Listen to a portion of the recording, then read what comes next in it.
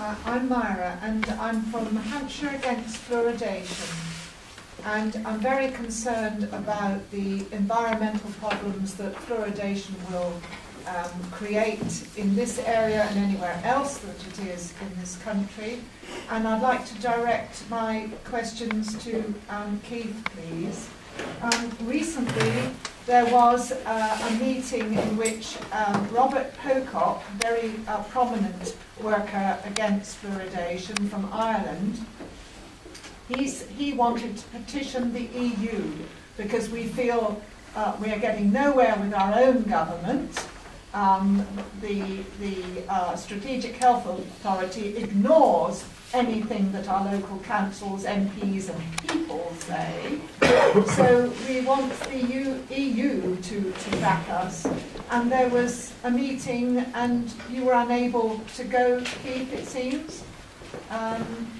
Could you explain what happened, please?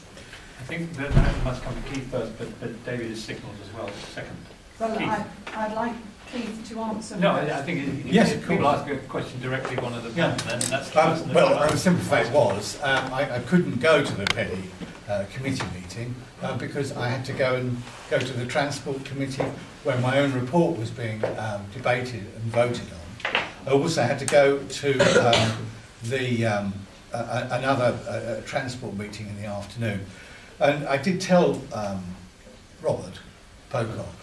Because obviously I've done quite a few letters at his request, yes. And Caroline did before, yes. Because I'm totally with you on my concern about fluoridation. It's mass medication, it has no place. Specifically, I couldn't be in more than one place at once. I can manage about walking on water, but I can't physically get there. Now the good news from that meeting was that the petition remains open, which means that we can go back and we can look, for instance, at the report that was submitted by Declan War, sorry, which is relating to water fluoridation, and it maintains that it's contravening 13 EU directives, 3 regulations about food, 4 statutory regulatory instruments, 1 EU medical directive, 1 product directive, 7 international treaties. The list goes on. I got that list the day of the meeting, and so I haven't had a proper chance, obviously, to look at it because I've got loads of work to do. You would not believe. I show you my diary for the day in question, yes. Is what I did. And so it wasn't for want of trying. And in fact, not only have I written to the Commission about fluoridation on Robert's behalf, we also told him about the meeting that was going to happen, where his petition was going to be discussed. Nobody else had told him. And as it happens, some other MEPs did go as well. Paul Murphy and an Irish MEP went along. So there were MEPs there to support him. He did get a very good go at talking to the committee. And it's still open. Thank you. And I understand that you could perhaps have a little chat with us after this meeting? Yeah, if time's, yeah, absolutely. Okay, because there are several of us here and we would appreciate of course. Having some talk. I'm always pleased to talk to Hampshire Against Fluoridation. When Brighton owned its own water and it was under the control of the council, we made a positive decision never to fluoridate the water. And that was, of course, before Margaret Thatcher and her co-conspirator Peter Walker stole it from us and sold it for money. And they also, at the same time, sold off land which we tried to keep back for reservoirs, which has since been used for development. And that's what part of the problem with the water shortage, that we do not have the storage capacity for water that we would have had the water in Brighton, where there had never been a water shortage ever. We simply don't have the storage capacity. But there's a great need for reservoirs, and of course the water companies got the bargain of the century because they got the bun and the penny insofar as they paid very little for the water companies but on the basis that they were going to create a water grid, because of course in Britain we've never actually had a water shortage throughout the whole country. And if the water grid had been built, which they got the deal of a lifetime for, then we wouldn't have this problem now with a water shortage. But they didn't build the water grid, and the government let them off the hook, because the government is always in the pocket of big business in this country, whether it's Labour or Conservative or Coalition. They're all in the pockets of big business. A group of dentists in Southampton about 3 years ago lobbied to get the fluoridation put into Southampton water. They didn't say anything against all the advertising on television of cereals for children with sugar in them. The only cereals which don't have sugar... You've had a minute and a half. Thank you. The only cereals which don't have sugar are puffed wheat, which is almost impossible to find, and shredded wheat. But all the rest of them have a sugar content, and they're not advertised to children. Only the ones with high sugar content are advertised to children. I don't hear the dentists speaking out about that. All they want to do is mass medicate the population. And of course, as we all know, tests in America have shown that fluoride in the water makes people more suggestible. And that's one of the main reasons for putting fluoride in the water, is population control, to make people more acquiescent to the dreadful things that happen. Well, it won't work here, believe you me. We're a tough lot locally. Thank you. Thank you very much. Miriam's been whispering in my ear. I just wanted to, she wants to speak. I just wanted to sort of go a bit further than that discussion, really. One of the things that shocked me the most recently is this idea that water is really something that you make a profit out of. And some of the water in this kind of area has been sold to French companies, and then recently it was mooted that China should buy, and I haven't looked at whether they've actually bought it, should buy at least 10% of Thames water. Now, I don't know if you can imagine what the consequences of this kind of policy would be. So that there is an issue about common assets. It seems to me that the air, the water, the soil belong to all of us. They should not really be privatised, in my opinion. They really are commonly, they're for common ownership, and if people haven't got access to their own water, they have nothing, they have no power to look after themselves. It's the ultimate security issue, apart from anything else. And as we've seen, it leads to drought. Because it's extracted only to make a profit, to my mind, is absolutely not for negotiation. We cannot allow. This is the ultimate corporatisation, the ultimate privatisation, to the point of silliness. It's really, really dangerous. So I think it's a much wider issue, and we know that the fluoridisation was actually initially done as a corporate dumping, because it was a waste product from, I forgot the name of what it was from, but it was a waste product. Fertiliser production. So actually that's all it was. It was actually just cheap waste disposal. And it's going through our bodies. So there's so many issues here. We know in South America, when they privatised the water, people literally starved or died from that. It's absolutely imperative that we start to own the common assets, and we really work for that. And I know that the woman, the woman that wrote the Kyoto Protocol, that talked about carbon trading, said it's absolutely imperative that we start to look at the rights for water, the rights for air, and we make sure that we own those, and we get them back if they've been clogged off by governments in some kind of cheap idea that they can make the coffers look better. So it's time to act, and the drought maybe is that symbolic moment where we say, enough, we cannot allow it anymore. So I think it's a big issue. I've campaigned for it in the House of Commons, I've campaigned for it everywhere. Make sure you keep the rights to your own water. They can go and buy it in Tesco's if they want, in bottles.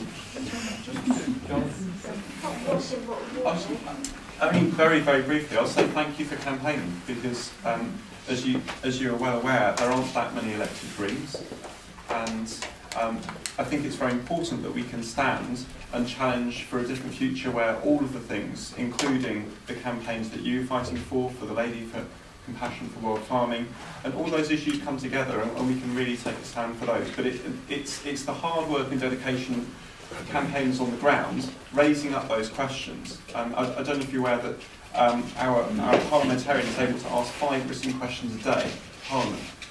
Now, we can make best use of that by going through and researching what's available, asking those in civil service, challenging what's left with freedom of information requests, and then really making sure that the real difficult questions we really campaign on and get some of the answers to. And I think there's an opportunity here to really go to the nub of it. And the thing I'm looking at, which is vaguely similar, is air pollution through incinerators. And what we don't know there is not so much the pollution that they cause, but the costs. We don't actually know the real costs as to whether it's cheaper to recycle versus incinerate, because all the contracts across the UK are tied up in secrecy. And what I'd like to see for fluoridation is actually to see who benefits, how much it costs. Is it actually costing us more or less? And who gets that benefit? Just follow the money and see where we end up. And use the combination of campaigning with effective politics to achieve that. Well, I'd echo that. HAF have done a tremendous job in fighting fluoride in the water in this area, and it would, you know, the SHA, the Strategic Health Authority, want to put it in water here in Totton. The issue of adding fluoride to the water, I think it's totally contrary to Green Party values. Firstly, personal freedom. I don't want Big Brother telling me that I've got to give my children water which contains industrial waste. Secondly, as Miriam said, water is a common resource. It should be our human right to have water. It should not be privatised, as has happened under the free market. And thirdly, there's this environmental issue about keeping water pure and unadulterated. That was the most economic answer we've had. Who else would like to? I think on my left. She wants to speak and then... Keith, are you... I've done. No, you've done. I do beg your pardon. Right, okay. Chairman, please, I'm So sorry you to speaking interrupt. on this subject? It was the person who actually spoke was Alfie Starling, and nobody's asked him a question about the Eurozone thing. I think it's unfair to him to invite him to a meeting like this and actually not raise any questions about the Eurozone. Okay, well, let's give I can put the question to him, May I? because I agree with I'm him. very conscious of the clock. What I'd like to do... 30 seconds on it. well, the responses won't, because what we're doing is we're allowing all the panel members to come back on a particular point. No, if I may, because we've got one, am I right, we have one further person to give their 5-minute talk, Keith, if you want to. Why don't we do that, and then we can carry on with that question and do others, and that enables us to wind up economically in terms of time, I think. But the meeting goes on to 4:30 if people want. Well, so we're not okay, that tight on time. But I'm just conscious. What happens is each time we have a question, it takes about 20 minutes. So I would like to get Keith in there, and then we can concentrate on the question. Keith, give us 5 minutes. Okay, fine. Maximum. Thank you. Maximum. I'll speak very quickly. Well, it's great. I'd love to be here. Thank you very much for inviting me. What I wanted to do was talk a little bit about the new national planning policy framework. Jonathan's already mentioned it. It is some document that the government's produced to guide and steer how development takes place in the UK. And in October, Jean and I, Jean Lambert and myself, submitted a response to the government consultation. It's on my website if you want to read about it. It's keithtaylormep.org.uk. Well, Jean and I were not alone. There were 19,000 other responses to the NPPF. And they come from individuals and councils and NGOs like National Trust, RSPB, World Wildlife Fund, Friends of the Earth, to media such as even the Daily Telegraph. That's thousands of people caring about how their environment develops. Now, I'm well aware that to most people, talk about planning policy seems rather dry and dusty and rather divorced from their own lives. But the reality is these policies can affect every single one of us, whether we live in a town, a city, a hamlet. How our local environment develops is of critical importance to us. And like the Greens, it's important to say at the outset that neither Jean nor I were anti-development. I mean, we need to increase and improve our housing stock and to provide decent, affordable homes with more, not less, government support to build them. We need the social facilities that must go alongside housing, like education, our health facilities, We need employment and leisure space. We need a transport infrastructure that encourages sustainable travel. But most of all, we need development that is focused on people and not profit. Now, that's a given for the Greens. That's the way that it should be. And to achieve this, we need to understand how the planning system actually works. Well, up till now, local authorities, the government has laid down national planning guidance, and local authorities develop their own local plan or local development framework based within the national rules. Now, the government is changing the national rules. They've taken 1,300 pages of planning legislation and turned it into less than 50. Now, the only trouble is, I mean, nobody likes red tape, unnecessarily red tape, but actually the trouble is, some of those 1,250 pages that have been deleted contain some really good stuff. For instance, with this new NPPF, it removes the brownfield development first policy, which will see more greenfield land being used for developments. CPRE, Council for Preservation of Rural England, reckon there's going to be a 75% increase for applications for sites that are previously undeveloped. That town centre policy first, the town centre first policy, is removed, so that instead of actually building in the centre of our towns, we can actually build on the outskirts. Terrible implications for transport infrastructures. It's the weakening the rules for leisure and retail developments. And it fails to include renewable energy requirements, thus undermining the government's binding obligations to meeting 15% of its energy in the 2020. Now, I've got 2 more pages of this, and I ain't getting a chance to read it. This, we are saying, cutting to the quick, we are saying this is a developer's charter. This, unfortunately, is part of the cunning plan, but it's not quite so cunning, the cunning plan of the coalition government, along with George Osborne's autumn statement, where he's saying less money is going to be spent on gold plating environmental legislation. Now, that means a dilution of those requirements that are mainly European. So our job, I think, is to take the fight to the government.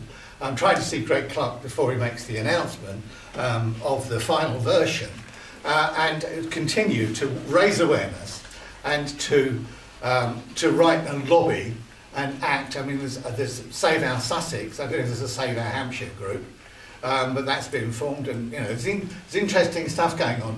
Very grassroots activism taking place with people who love their community, who love their environment, and they don't want to preserve it in aspic. They want it developed sensitively, sustainably, and that's what needs to happen.